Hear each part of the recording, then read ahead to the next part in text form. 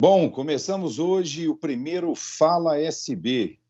É a primeira entrevista e realmente tenho com o maior prazer o convite do meu amigo, do meu irmão, do meu compadre André Nogueira Junqueira.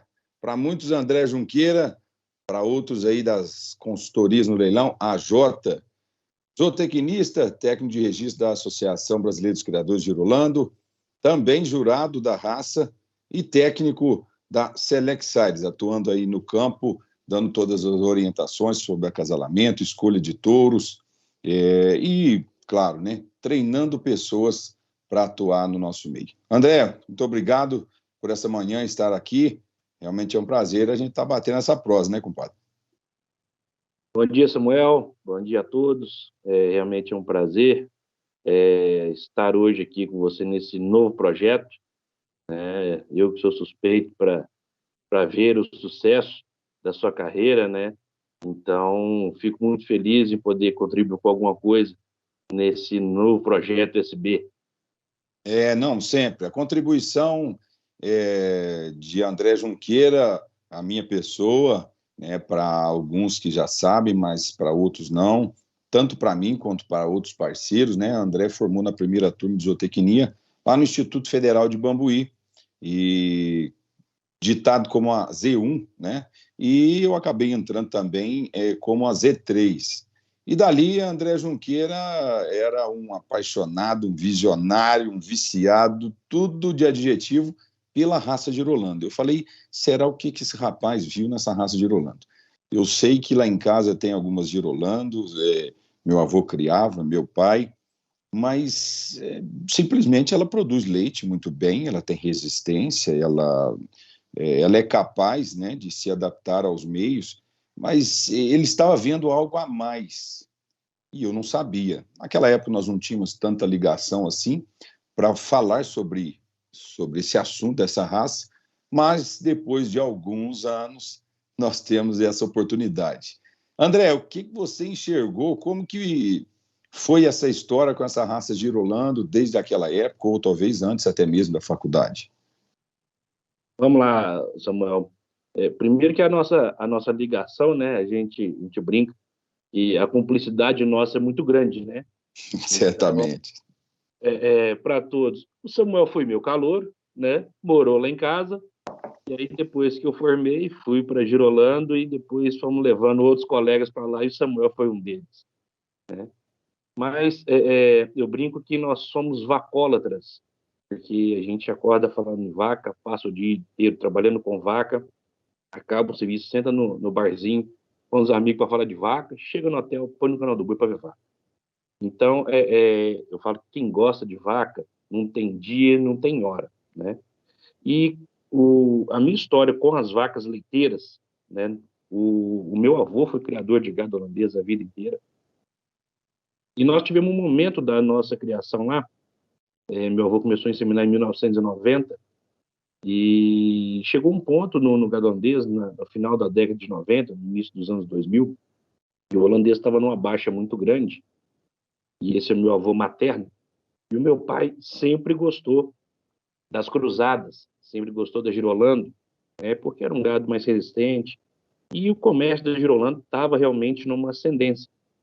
E aí eu peguei e falei, avô, vamos fazer o seguinte, vamos colocar touro Gir nessas vacas holandesas nossas, vamos fazer meio sangue, vamos vender as bezerras e a gente compra as holandesas para nossa reposição.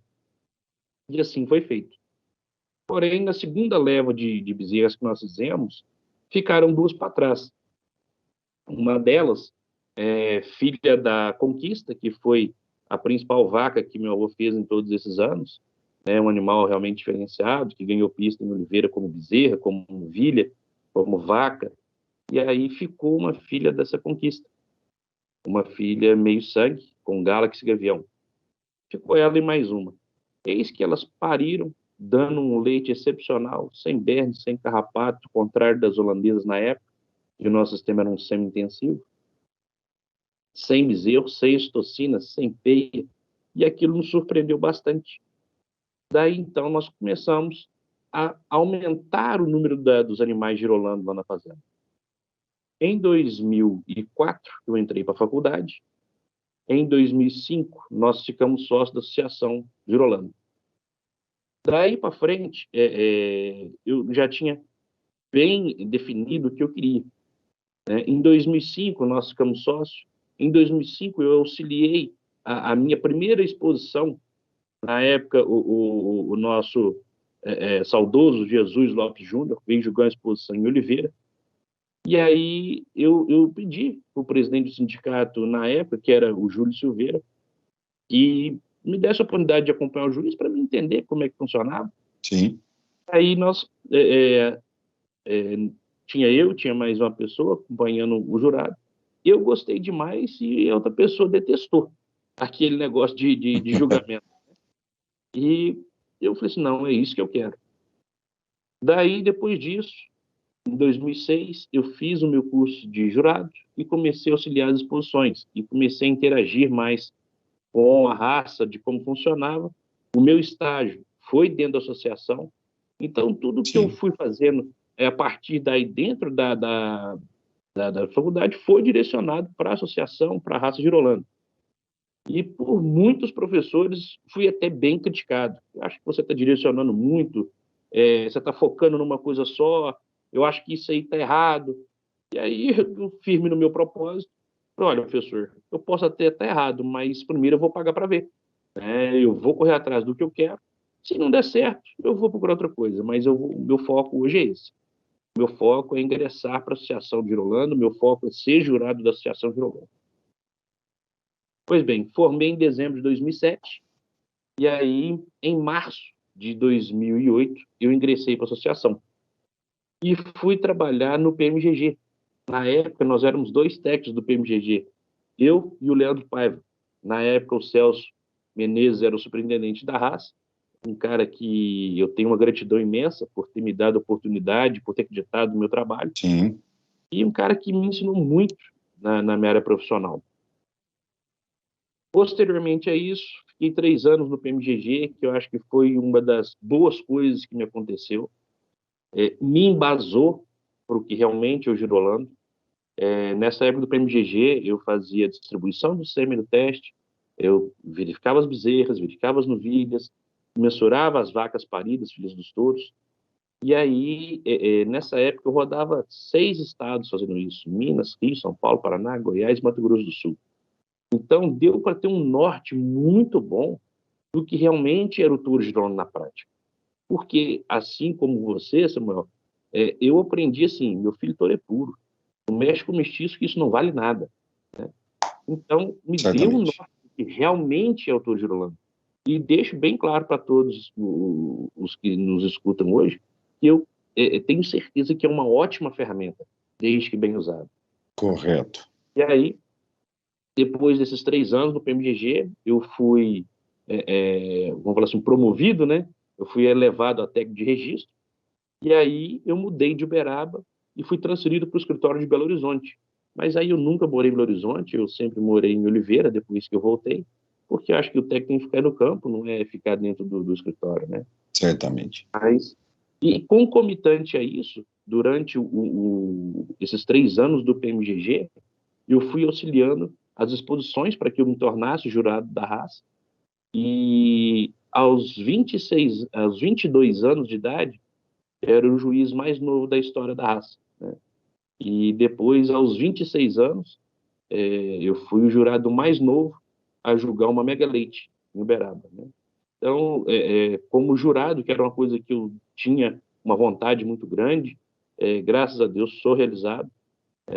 Julguei mega leite em Uberaba, julguei mega leite em Belo Horizonte, julguei exposições em vários estados do país.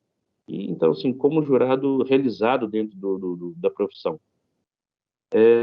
Depois disso, vim para Belo Horizonte, como disse, comecei a atender a região centro-oeste de Minas, sul de Minas, zona da mata, leste de Minas, uma parte do norte, alguma coisa no estado do Rio, alguma coisa no Goiás, e comecei a fazer um volume de registro muito, muito grande para dentro da casa, né?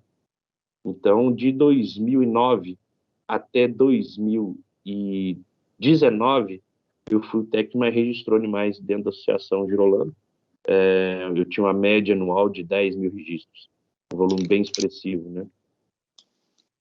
Em 2019, em julho, por uma decisão minha, eu achei que eu precisava contribuir com mais pessoas de alguma outra forma, né?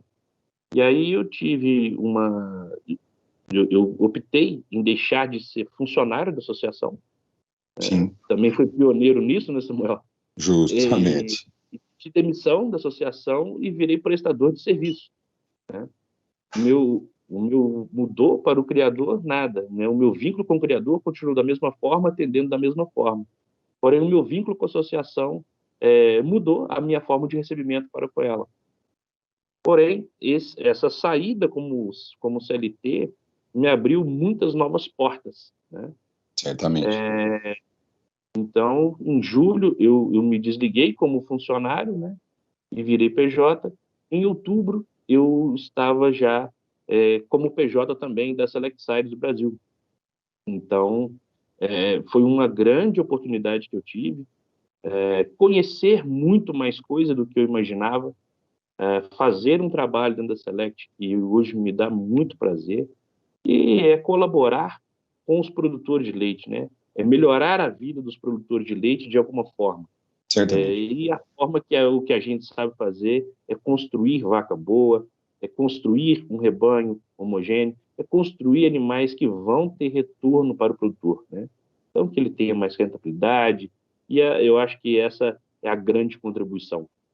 Paralelo a isso tudo, ainda tivemos a oportunidade de começar a fazer alguma assessoria em alguns leilões, mas sempre assessorando criadores que eu atendo. Criadores que eu já conheço, trabalho de muitos anos. Hoje, os criadores que eu atendo, hoje deve estar em torno aí de 90 a 100 criadores pela Associação Girolando. Sim. A maioria são criadores aí de 8 a 10 anos, 12 anos já de convívio. Então, não são meramente criadores, são amigos, né? Então, esse vínculo que a gente cria com as pessoas, eu acho que é o mais importante, né? Você fazer amizades ao longo da trajetória, eu acho que é o que a gente leva da vida. E você construiu, né, com eles esse projeto.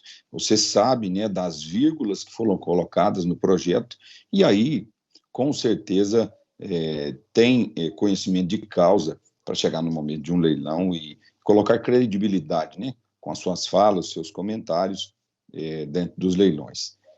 André, a verdade é que o consultor já nasceu lá atrás, dando a consultoria para o professor Adelino, né, falando para ele já utilizar touro, gir, já nessas vacas, né, holandesas, já pensando no mercado para poder vendê-las e também poder comprar o que vocês mais, naquele momento, entendiam que era bom para a propriedade, em termos de leite, produtividade, que eram outros animais holandeses. E daí, né, fazendo um resumo aqui, você já entendeu no momento de estar ali com o nosso grande amigo Jesus Eterno, que também me deu bons conselhos, o que era a raça. Né? Você não conhecia o quão você já estava por um perfil, né, preparado por ter nascido, né, com esse dom, provavelmente nascido, porque a gente sabe que tem outras características aí de olho clínico e também, né, de conhecer e guardar, lembrar de muitas coisas dessas vacas, de campeonatos, de touros, nasce com a gente, né? Alguns têm a cabeça mais por um lado aí da ciência, ou da matemática, das exatas, e você tem essa mente que realmente acaba sendo a enciclopédia aí para a gente falar de vaca. Então, nasceu, né? Já nasceu com você já foi um consultor nato, um jurado que, através desse momento, descobriu, opa, isso para mim faz sentido. Gostei desse momento.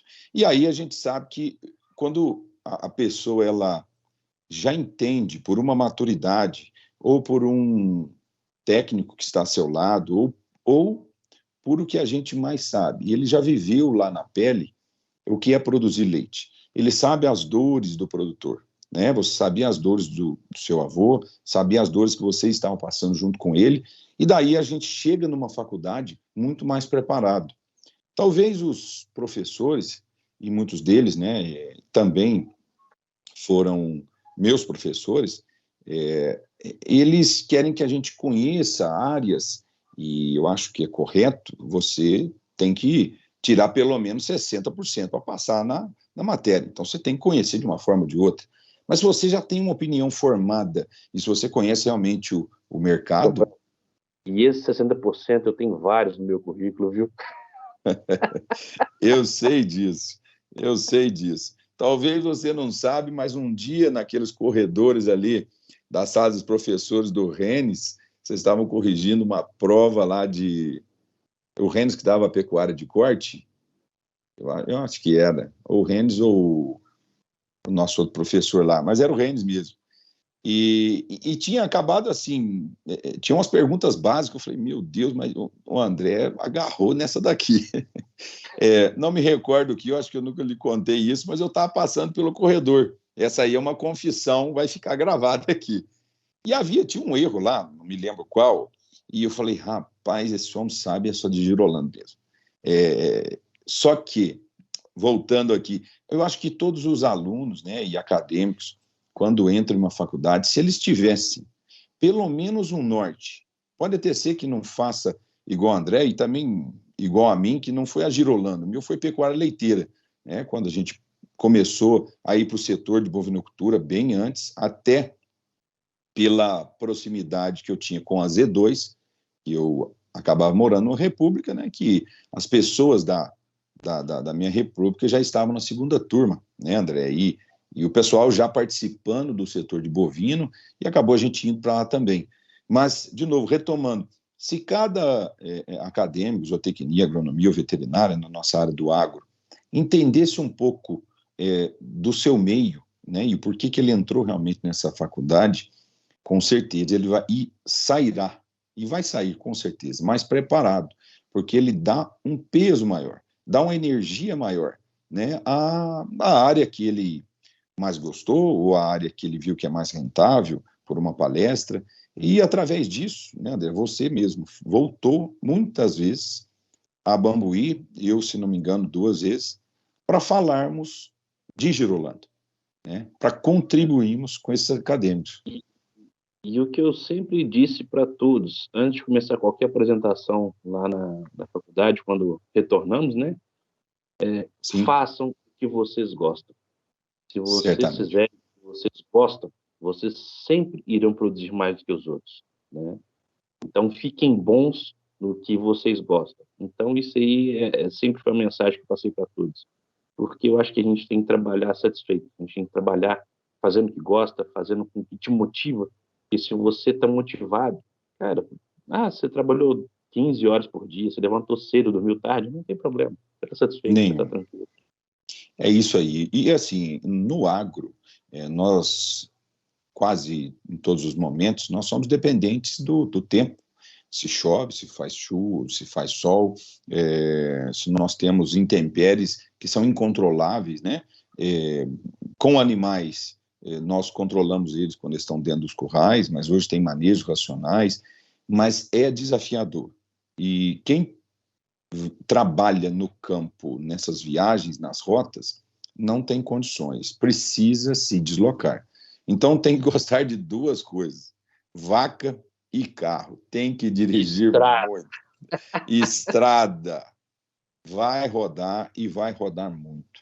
Então, para muitos que vão nos assistir, a gente vai buscar esse direcionamento para chegar às faculdades e parceiros que a gente tem. Realmente aqui um bate-papo, né, do técnico, né, da Associação Brasileira dos Criadores de Girolando, já por bastante tempo, com experiência para dizer a vocês. É uma área promissora, é uma área que você realmente tem que gostar, porque existem desafios no nosso agro. E esses desafios, realmente, você gostando, você sentindo, né, que esse cheiro de vaca, o cheiro de curral, é um perfume para você e não um odor desagradável, eu dizia muito isso lá na faculdade. Como diz um nosso amigo aí, se ele não tem cheiro de amônia, você mergulha para dentro. Se cheirar um perfume para você, realmente, bom, refazendo. Se tiver um cheiro de amônia e isso for algo ruim para você, você pule para outro setor. Você vá para outro lugar, como no caso aí da bovinocultura, que já nos encanta, né, nos apaixona desde cedo. E André, é o seguinte, a grande escola, isso acho que nós temos que frisar, a grande escola, eu não consegui passar por lá, é o PMGG. Eu acho que se a gente pudesse dar uma contribuição, né, até para o novo triênio, né, que vem pela frente e outras diretorias da nossa associação, os técnicos de registro deveriam passar pelo MGG. Deveriam passar pelo MGG, porque ele tem que entender da essência, tem que entender de como funciona. Raça, Samuel, falando da raça girolanda. Onde começa a raça girolanda?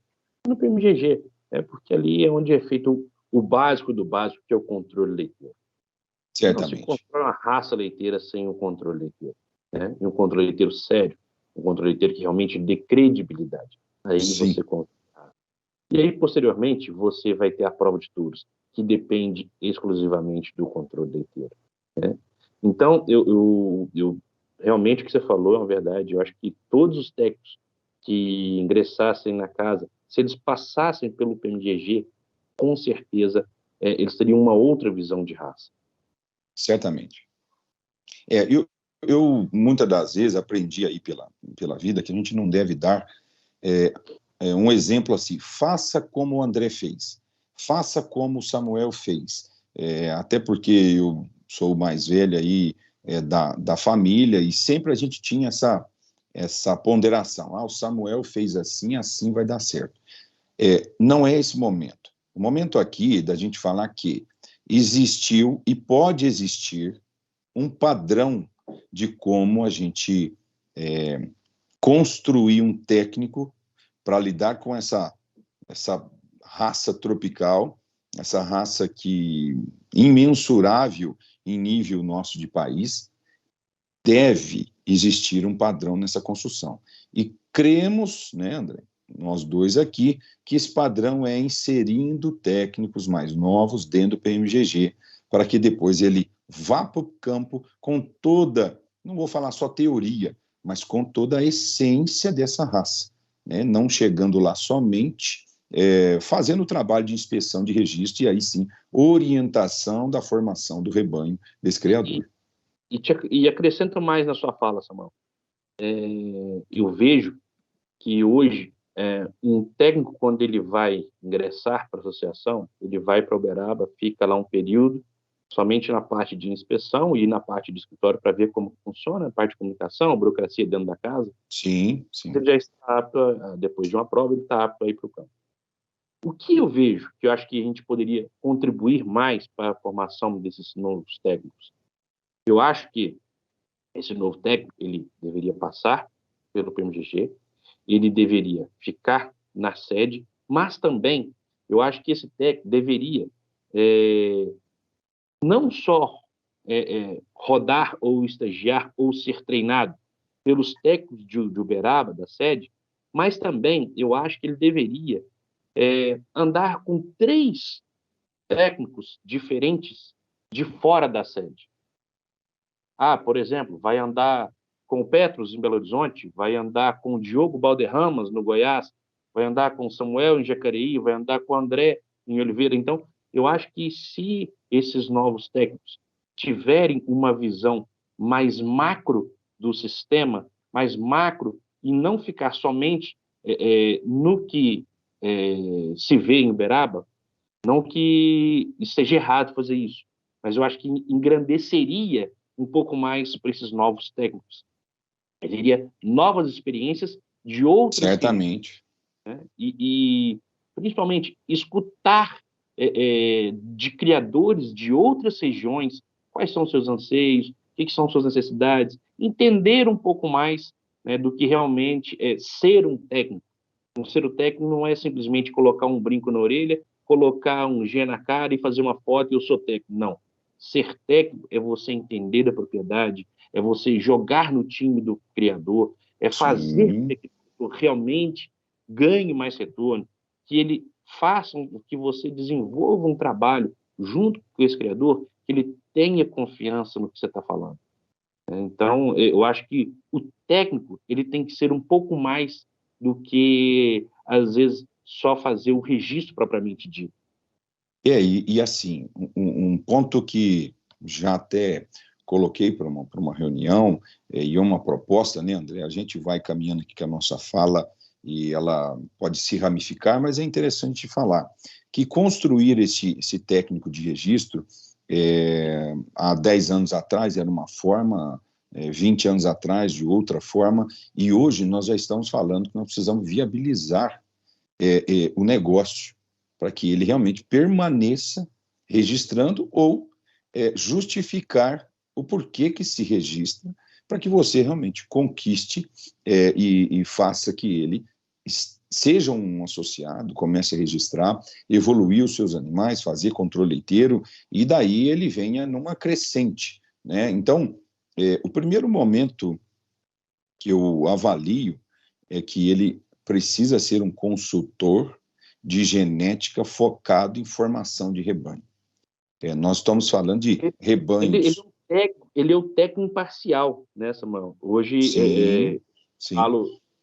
Hoje eu trabalho dentro de uma central, né, de genética, e o técnico de registro, ele é a pessoa que vai poder pegar os touros da central A, B e C, analisar com o criador e determinar com o criador qual touro realmente ele tem que utilizar.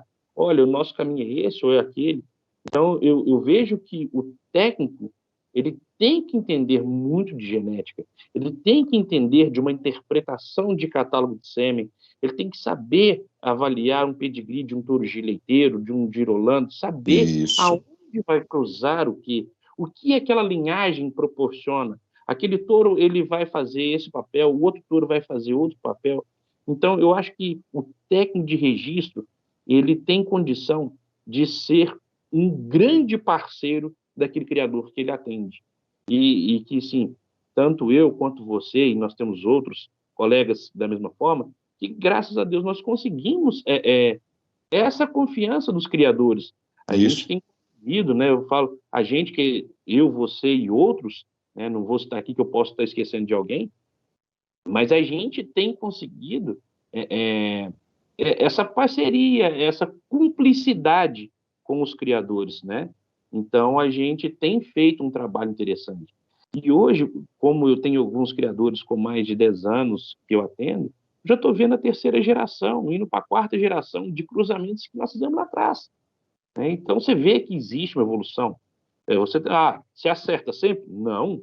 Mas você consegue ver que realmente está tendo uma evolução, que a média de leite está aumentando, que a conformação dos animais está melhorando e que os produtores, com esse melhoramento que a gente tem trabalhado, né, a gente tem conseguido fazer com que eles sejam melhor remunerados. E eu acho que nós trabalhamos com vaca porque a gente gosta, mas todo mundo precisa de dinheiro. Então, nós temos Sem que fazer dúvida. o nosso Sem dúvida. negócio para que a cadeia gire e faça dinheiro. O produtor precisa ganhar, o vendedor de genética precisa ganhar, o vendedor de nutrição precisa ganhar, o técnico precisa ganhar. Todos precisam estar dentro desse ciclo para que fique uma atividade saudável, né?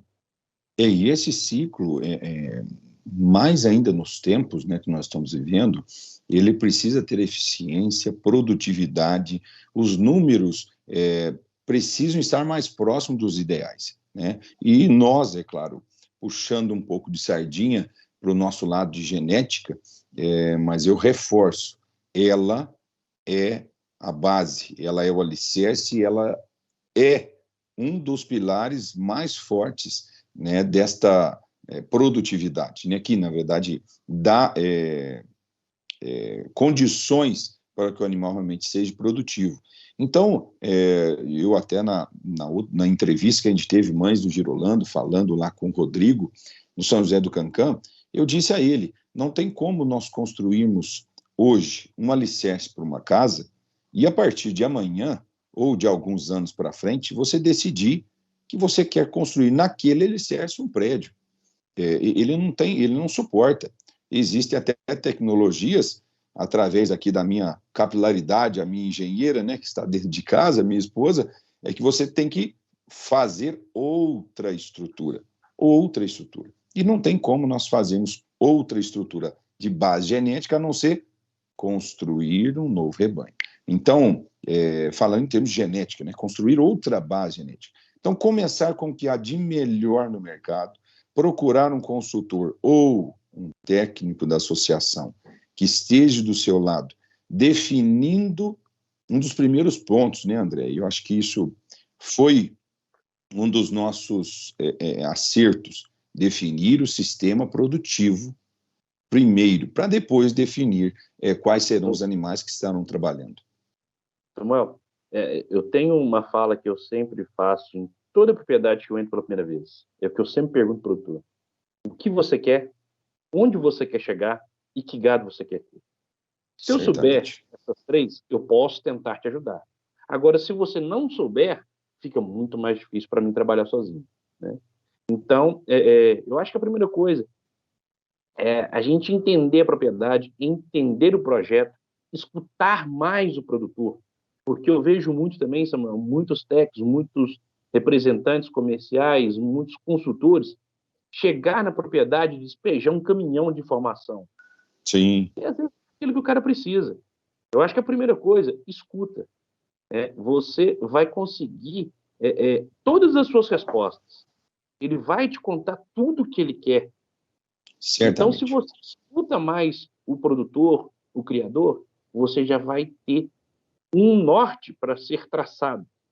E aí, se você, como técnico, não concordar com tudo aquilo que o produtor, o criador está querendo, aí você começa a argumentar, opa, peraí, será que desse jeito realmente vai dar certo? Se nós mudássemos um pouquinho para cá, não seria um pouco melhor? E aí vem as discussões saudáveis para dentro dos projetos, né? Mas, principalmente, eu acho que o consultor ele tem que escutar um pouco mais o criador. Ele tem que entender a propriedade. Não adianta eu simplesmente chegar na sua casa, Samuel, e falar assim, não, você está tudo errado, você tem que fazer um galpão, você tem que fazer gado holandês, você tem que fazer um confinamento. Espera aí, será que eu tenho comida para isso? Será que eu tenho estrutura para isso? Será que eu tenho condição financeira para isso? Opa, será que se ele não ficar, às vezes, na pista de trato e um semi-intensivo, ele vai ter um rendimento melhor? Justo, ou o contrário. Justo. Ele estando naquele semi-confinamento, ele deixando de ganhar dinheiro por algum motivo, se ele fizesse o investimento do galpão, se ele fosse apurar um pouco mais o gado. Então, acho que cada caso é um caso e a gente precisa, primeiramente, entender a propriedade e entender quais são os anseios daquele produtor ou criador. E a principal dor dele, né? Onde realmente, de toda aquela chuva de ideias, quando a gente chega na propriedade, algumas dores já são normais. O preço, novamente, esse mês, do leite foi baixo. A ração subiu, está com chuva, está com sol. Algumas coisas não... Como? Não consegui colher a silagem. Algumas coisas nós não temos controle, né? E realmente aquele momento nós estamos na propriedade é um momento que ele está ali com um parceiro, com um amigo, quando a gente já tem essa intimidade, ele vai falar desses momentos. Mas o que a gente consegue auxiliá-lo em algo que ele não entendeu que ele tem controle, né? Mas é controlável. E eu vejo que esse é o grande ponto que é desse bate-papo, desse alinhamento, né, de ideias e exemplos que acontecem em outras propriedades, que já deram certo. Um desses exemplos, né, André, nós estamos criando aí o quadro Jornada de Sucesso, justamente para dar estes exemplos. Nós temos aí tanto fevereiro e março já agendado com 2 propriedades. O que ela vai nos mostrar nessa jornada? Simplesmente um rebanho que estava num semi-extensivo, comendo em canzis, né, um lanche, e indo para pasto, e os produtores, no caso 3 irmãos, viram a necessidade de fazer uma pista de trato. Então, eles vão dizer o quanto que, saindo desse sistema de canzil, fazendo um lanche e indo para a pista, o quanto eles conseguiram de aumento na produção de leite. Ingerir melhor e fazer lotes. E aí, também nós vamos falar em março dos que saíram do mesmo sistema e já tiveram condições de investimento, né, e também produção de volumoso, e foram direto para um compost. Então, eles têm lá os gráficos de 2021 e 2022, de CCS em 2021, né, enquanto os animais estavam no ambiente aberto, para CCS de 2022. Né? A produtividade, o quanto aumentou de leite. Então, assim, nós temos também que orientá-las por fatos. E quantas propriedades nós já assistimos, no meu caso, vão para 12 anos. No seu, nós já estamos falando de 14 anos. Eu acredito que, se a gente fizer uma retrospectiva, a gente sabe que nesse concreto, nesse bolo, existem alguns ingredientes que não podem faltar. E aí, a cobertura do bolo, né, o sabor mais adocicado dele ou não, nós deixamos para o criador tomar as suas decisões, mas a essência, nós sabemos que ele precisa. 15 anos de associação, Samuel. 15 anos. 2018, né? 18, 2, nós somos 23. 2008. 8. É isso aí. Então, 15 anos, com 12 anos, outros até com muito mais. Nós vamos ter aqui um bate-papo com o nosso amigo Euclides, se não me engano, já está indo para os 43 anos. A prosa vai ser longa, mas nós vamos tentar direcionar realmente para palavras e para momentos e da história, né, de cada um, como você, que contribui para o nosso mercado. Realmente o canal foi criado para isso, para crescer. No momento que a gente cresce, a gente contribui mais. Cresce em seguidores, a gente contribui. Cresce nesse conhecimento, né, nessas falas, colocando mais ainda palavras técnicas aqui dentro e uma receita muito próxima do sucesso. Nós estamos contribuindo, né, André? E, bom, agora, um cara que andou aí por 7 estados, um cara que teve toda a sua experiência andando por esses 7 estados, como você disse, na época de PMGG, né, e conhecendo de vaca, vendo vacas, e daí se transforma no jurado mais jovem a julgar uma Mega Leite. André, como que você conseguiu construir o olho para a vaca, para dizer que aquela vaca deve estar como campeã, como fêmea jovem, ou como campeã de categoria? Como que foi essa sua construção? Eu acho que isso contribui para muitos que estão iniciando a sua atividade, a sua tarefa, né, de jurado. Samuel, eu acho que, assim, olho, ou você tem, ou você treina. Agora, quando Certo. você tem e você treina, você está bem mais adiantado que os demais. Sim. Graças a Deus, todo dia eu oro pela saúde dos meus olhos, porque os meus olhos são a minha enxada, né? Então, como eu te disse no começo, eu cresci dentro de um curral de vaca de leite, vendo vaca todo dia, acompanhando coisa de vaca. As minhas brincadeiras de criança eram vacas. Então, isso aí foi ao longo dos anos. E aí, graças a Deus, como eu te disse, eu tive bons professores quando eu entrei dentro da associação e que me deram, olha, um norte. Olha, e o Celso, um dos caras que eu agradeço muito, o Limírio, é outra pessoa que eu agradeço demais a contribuição que ele me deu. E sempre, olha, é por aqui ou é por aqui. Posteriormente, depois, eu fiz um curso de jurado da raça holandesa também, e aí você pega e começa a ter uma outra visão, de uma outra forma, era um jurado canadense, e aí você vai começando e vendo que realmente as características morfológicas que a gente busca na pista, né, a funcionalidade da vaca, cada coisa tem o seu lugar e tudo é voltado para a produção leiteira. Né? Nós buscamos vacas com conformação desejável para ela ser uma boa produtora de leite e ser longeva. Né? Então, existe ainda muito aquele mito que a vaca de pista é um bibelô, que aquela vaca de pista não vai para a fazenda, não aguenta curral. A gente tem vários e vários casos de vacas que a gente tiram do batidão de curral e vão ser campeãs de pista, né? Então, a gente é aquela vaca que realmente seja funcional, aquela vaca com a morfologia correta para durar dentro da propriedade. Yes. E isso, ao longo dos anos, você vai lapidando os seus olhos e vai realmente treinando. E o mais interessante, coloca sempre uma vaca do lado da outra e faça o exercício da comparação. Essa é melhor do que essa, por quê? Aonde estão os pontos positivos e os pontos negativos? Porque o julgamento nada é que uma comparação. Não é porque aquela vaca ganhou hoje, ela é a melhor vaca do mundo. Entre as que foram julgadas naquele momento, e julgamento é o dia, é o momento, ela foi a melhor, né? Pode ser que no dia seguinte a outra vaca seja melhor do que ela ganhe dela. Então, o julgamento é o momento que você está avaliando, fazendo aquela visualização.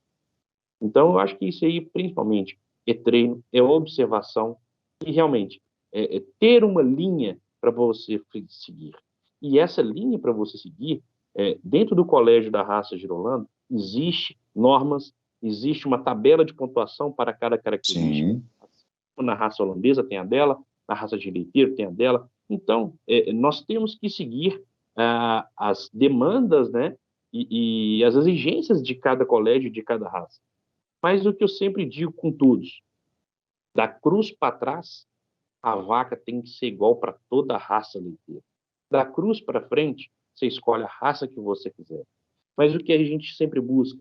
Uma vaca de peito amplo, uma vaca com muita força leiteira, uma vaca comprida, uma vaca com muita profundidade corporal, uma vaca com a garupa desejável, comprida, larga, de bom nivelamento, bons aprumos e, principalmente, um bom sistema mamário.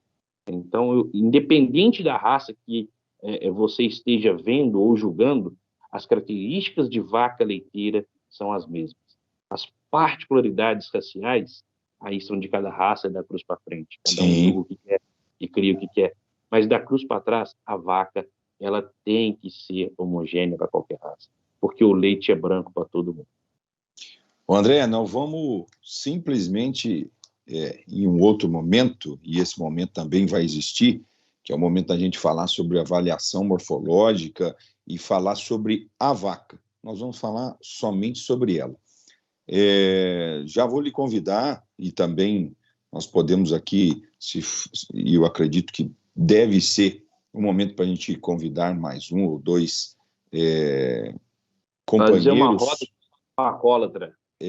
Vai ter a roda do Papo Vacólatras, que já está aqui também alinhada, mas nesse dia especificamente nós vamos chamar um jurado da raça holandesa, um jurado da raça Gir e um jurado da raça Girolando, para a gente falar de características leiteiras.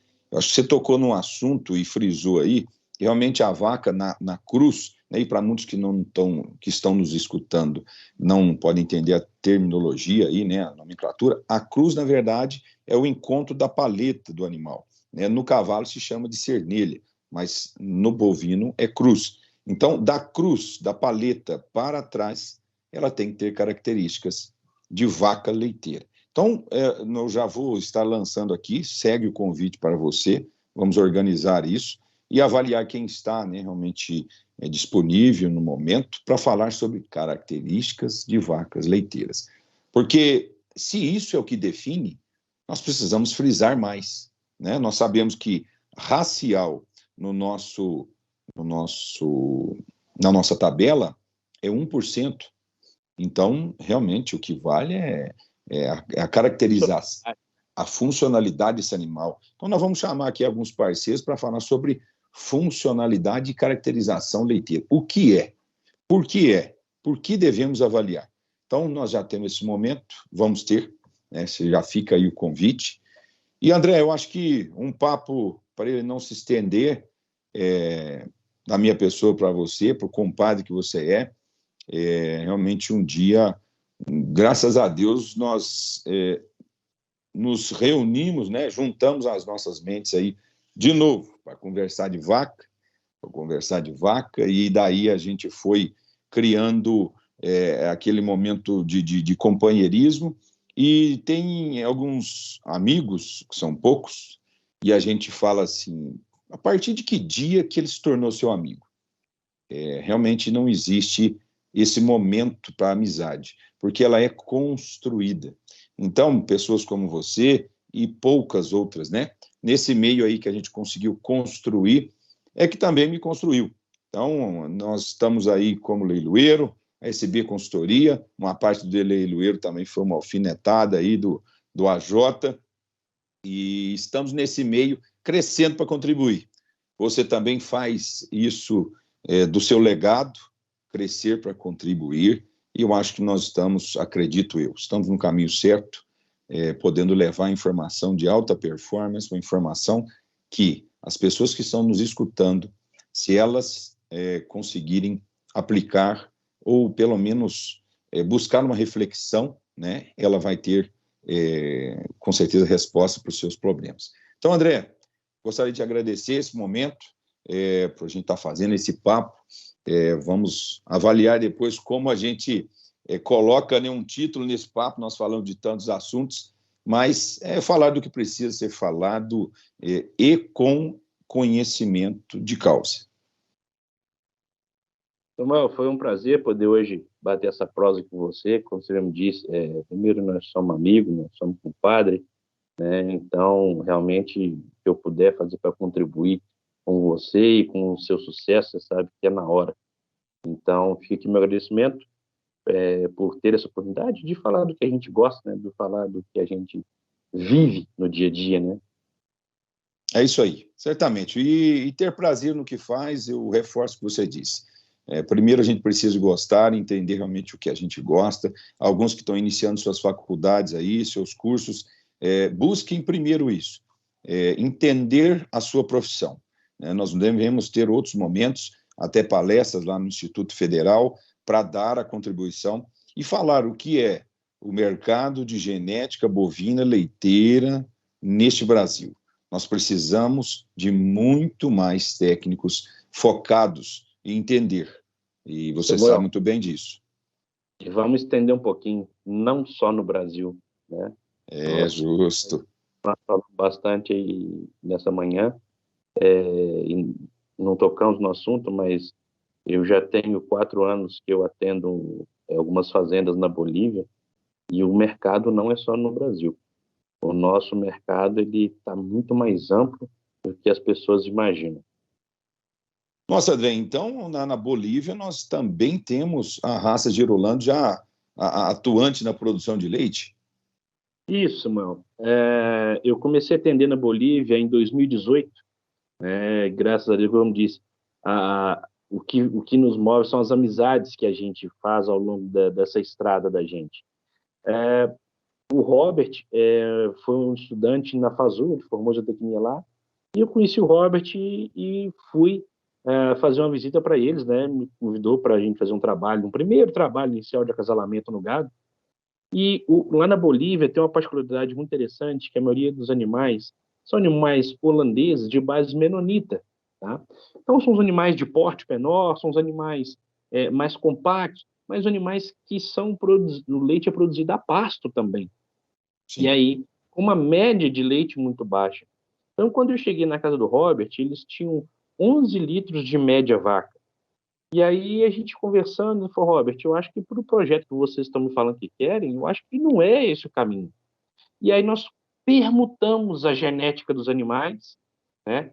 Colocamos um girolando de alta performance, colocamos animais realmente superiores na genética, e aí Sim. a gente foi pensando na forma de animais, na forma de embriões, então a gente foi fazendo essa troca, e hoje eles estão com média variando aí de 20, 21 quilos de leite vaca dia, no mesmo sistema, com a mesma comida. Então, realmente, eram os animais que não estavam adequados para aquela situação. Sim, sim.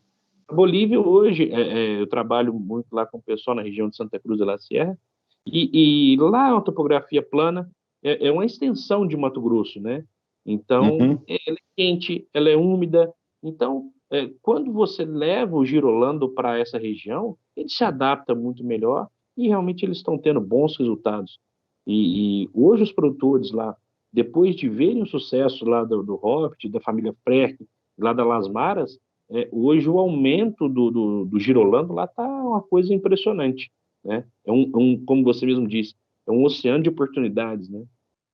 Não, e justamente esse oceano nós temos lá, como nós temos aqui, né, no nosso país, mas as pessoas, quando estão com as mentes abertas para procurar, né, a solução para algum dos problemas, e um dos problemas do Robert era a produtividade e provavelmente lucro, porque, né, você mesmo a pasto, você sabe que você está estrangulado em termos de produtividade e volume de leite por animal. nós estamos falando em 11 litros de média.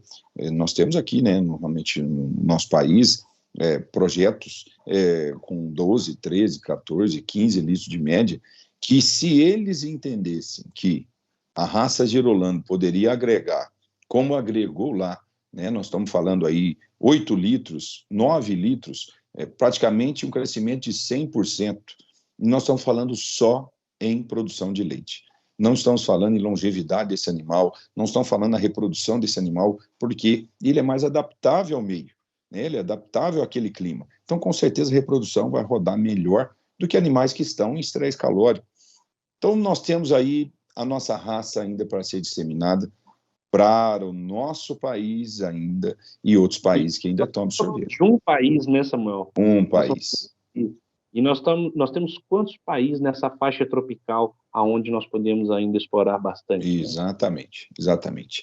É isso aí, é uma raça que tem crescimento infinito, né? Eu digo que todos os animais que estão dentro da nossa pecuária leiteira tropical, que ainda não tem especialização, muita especialização para leite, que não estão tão evoluídos, precisam ser, como você disse, feita a permuta, né, para essa raça Girolando e para essa raça, nos dias de hoje, moderna, produzindo aí seus 25 quilos de leite num sistema semi-extensivo tranquilamente. É isso aí, né, André? É isso aí, Samuel. E simplesmente porque nós temos, de novo, uma raça tropical, uma raça única.